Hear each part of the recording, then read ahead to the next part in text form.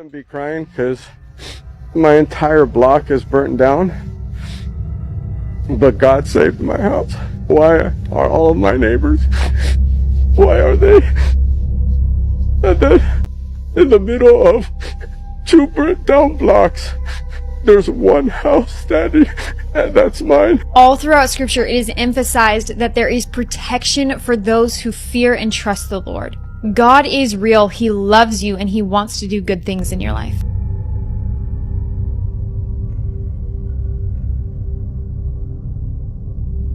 اللي صار في لوس أنجلوس شخص بيته محترق، من كل البيوت اللي حوله بيته محترق. ايش اللي بينه وبين رب العالمين الله اعلم.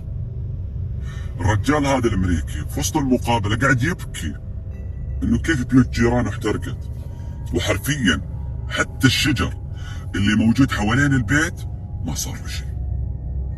تخيل انت. Why are they?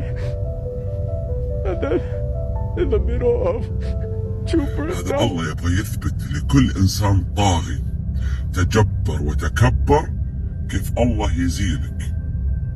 ايش مكان قامك ومقامك.